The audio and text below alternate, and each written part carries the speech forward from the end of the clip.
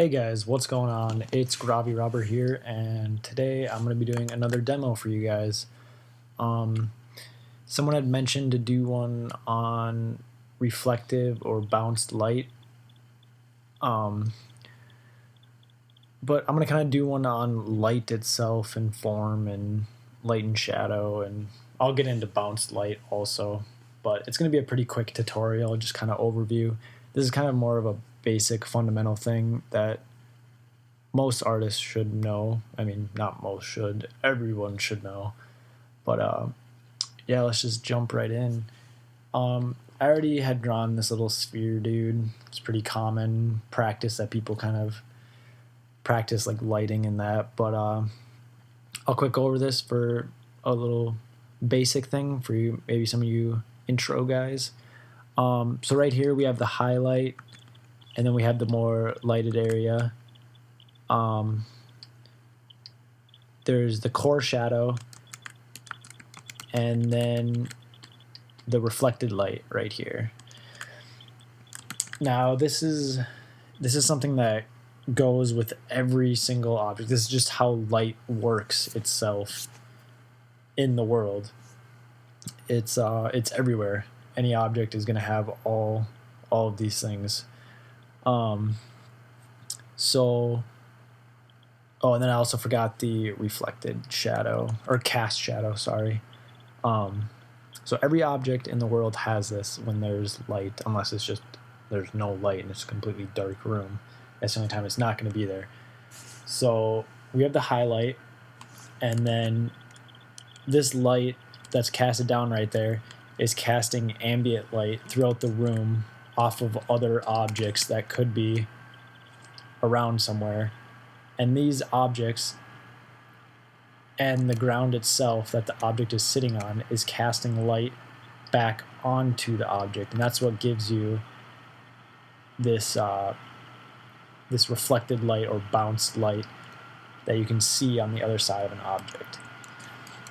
This could be on, if it was on a square of some sort.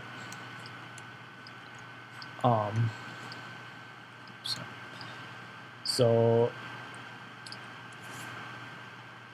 if light was coming this way onto this other side over here, there's going to be a little bit of reflected light over here with the core shadow. This is just a quick rough thing, but the core shadow is going to be directly next to like the highlight or opposite of the highlight. It's kind of hard to explain. So if I'm trying to think of how to explain this. The darkest shadow is going to be next to the highlight unless it's like a rounded object. But on the sharper objects, you're going to have a bright highlight hitting, and then the darkest shadow is going to be right next to it, and then after that, it'll slowly lighten up from ambient light and reflected light that's kind of bouncing back onto this, but it'll kind of gradient away from that. Same with like the cast shadow is going to have the darkest dark and then slowly gradient away from that.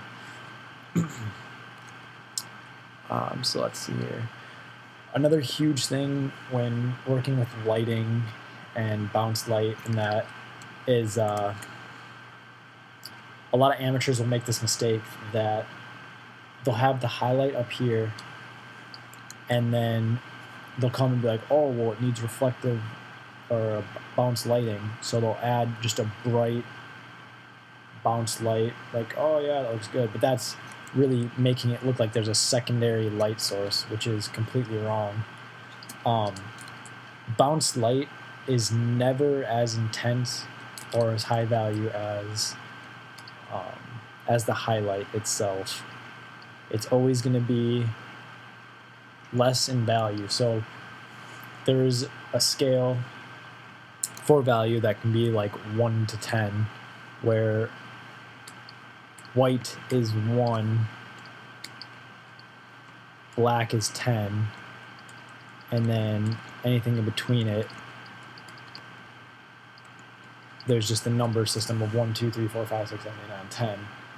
So if the highlight is a 1, the highlight could be a 3 or 4, but you just got to remember that the reflected light is always going to be less intense than the highlight itself. Same thing goes for color. When you're working with color, color is going to be reflecting too, along with, it's not just value. I just throw a gross color in there. I don't know what I'm doing with that, but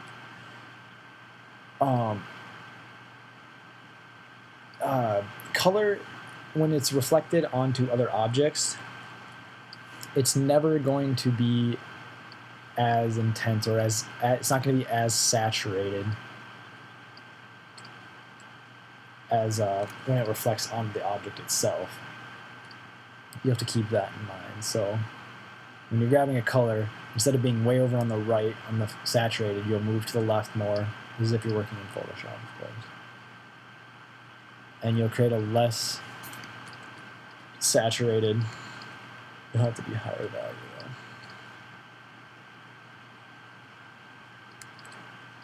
This is a really gross example, but you kind of get the idea that it's going to always be less saturated. Multiple colors can also reflect onto one object. If you have, like, okay, let's say this is an orange, all this little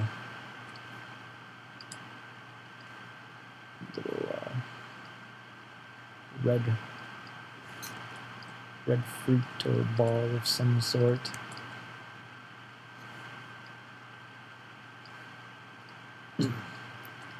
Different colors can reflect onto the same object, obviously. That's what's going to really make your painting or drawing really come to life and really look professional. You'll notice in all the professional paintings and drawings that reflected light is used everywhere because it's just a natural thing, so it's going to make their paintings look really natural. Forgive me for this sloppy mess of colors. It's kind of gross color combination.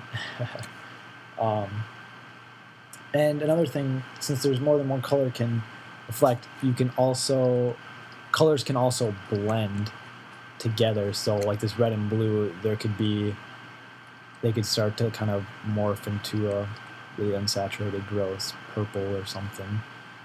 So yeah, just keep that in mind, that colors can blend, they can morph. Even like if the floor or the ground that it's sitting on is a color, that's going to affect how color is reflected back onto it and value and everything.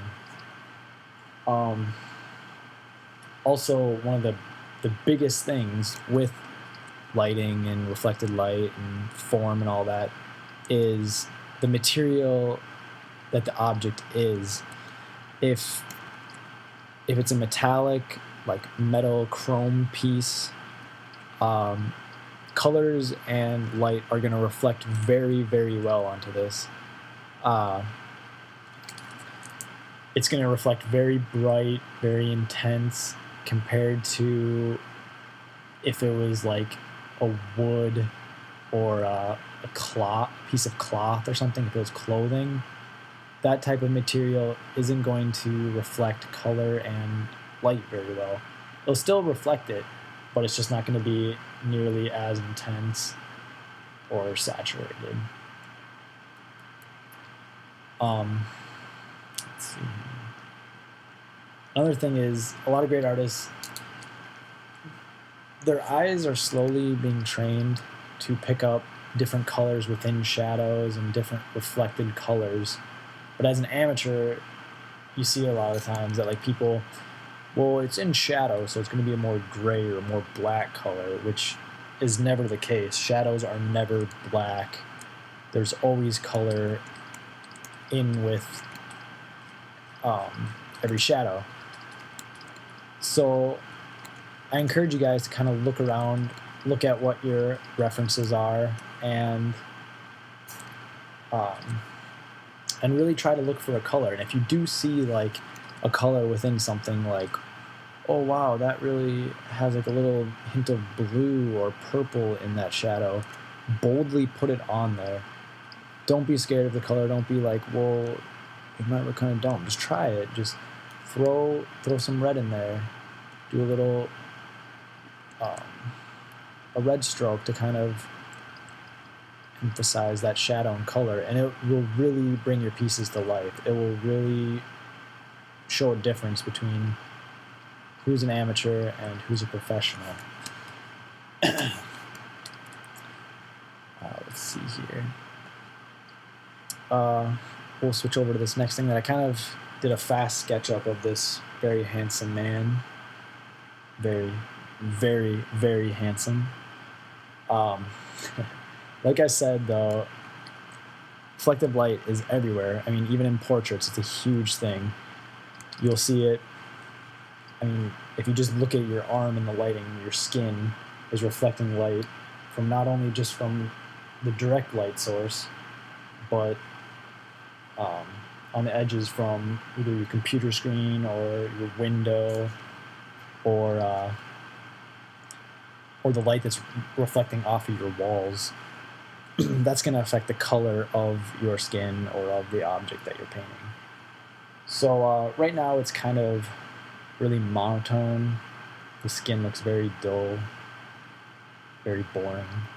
You can create a color layer. You can do soft light, overlay, multiple different things. But just look for those subtle nuances of color that you can kind of throw in. I know skin a lot of times kind of reflects like a bluish hue. I don't know if that's just like the sky that reflects a lot when, I don't know, I've just noticed it a lot. It looks very nice on skin. And so just as like the ball that I showed you a couple minutes ago, it carries over to every painting. So I'm just throwing in some things, keeping in mind the shadows, mind shape. You gotta think about form when you're painting. You don't want to just have a outline like this, like, oh, there, it's reflecting. You got to think about the shape that you're painting, the form of it, so that it'll look a lot more natural. Now, see, since I added this, here, I'll take it off. That's without, the painting looks very flat right here. My cheek looks like it's just a square of this color. Boom. My forehead, square of that color. Boom. But then when you add the reflected light, it starts to kind of round. Your eye starts to wrap back, like, oh, that's going back in space because this light is kind of coming from over here. Just remember not to overdo this, which kind of brings me to my next step. I had a fellow artist who, he's been giving me ideas and pointers for this tutorial, but he gave me one of his older pieces from a few years ago. He wanted me to use it as an example, and I'll switch over to that now. But this is of what not to do with the reflective lighting and bounce light, ambient light. It gets to the point where it just looks like a secondary light source, which is not what you want. You don't want to have these light sources coming from everywhere. I mean, it's not always bad to have two light sources, but it's not a bad thing. So, okay, as I said, it's not a bad thing, but you don't always want that. So, as you can see it's kind of just weird lighting. So, like this stroke over here on his shoulder looks like it was kind of just added at the last second, which doesn't really make any sense because there's this orange light back here. And then if you look at his skin, the highlights, the direct light is coming straight onto him. Maybe off to a little bit, judging by the nose right there, that light. But there's like a blue, and there's blue, and that's not really coming from anywhere. And you see a lot of artists try and do this. a lot of concept artists, they'll add like a really harsh blue or green light because sometimes, I mean, it does look nice and it kind of gives like this edgy look, but sometimes it really doesn't make sense. Like, there's no reason they should have put that in there. It's just adding a bright blue highlight for no reason. I don't know. Sometimes it looks really tacky. Another part that doesn't really make sense, I mean, sometimes on this shoulder here, this one isn't as bad. It's still kind of thick. It should probably be thinner. If the light's coming from behind, you should vary the size. But like just remember that ball that I drew. Practice that. But if you look here, it's just the harsh light, shadow, and then I don't know. It doesn't look right at all. It's like there's 3 different grooves in his shoulder, along with the light here doesn't wrap over, it just stops and there's a shadow, but for some reason on his hat, it wraps around his hat. So yeah, there's a lot of stuff that you have to keep in mind. I would encourage you to look at references. It's really something you have to study and practice. Light and painting light and mastering light is literally impossible. You're never going to be perfect at it. You can always research and keep studying on it. It's just something that you really need to study. I mean, the masters had to study it forever, and they still didn't perfect it. I don't think anyone will ever perfect it. But so yeah, I think that kind of concludes my tutorial. I'll kind of go over the last little things. So we just talked about bounce and reflective light. Just remember, it's never as intense as the actual highlight. Color becomes less saturated. There can be multiple colors and the colors can blend. Always remember your surfaces that you're painting. And I just encourage you to add color boldly. Don't be afraid of color and don't be afraid of light. So get cracking. I really appreciate you guys watching my videos. I'm closing in on 1,000 subscribers, which is nuts. Never thought I would hit that. I love all the comments that I get, so please, please, please leave me a comment. Maybe give a like or subscribe if you're not already. I really appreciate it. Give me some feedback. I love hearing from you guys, if it's either positive or negative. I love chatting on here, so leave me a comment. Maybe a suggestion for a new tutorial or something. This one might have not been the best. I apologize if it didn't help any. But let me know your thoughts. I appreciate it. Thanks again, guys.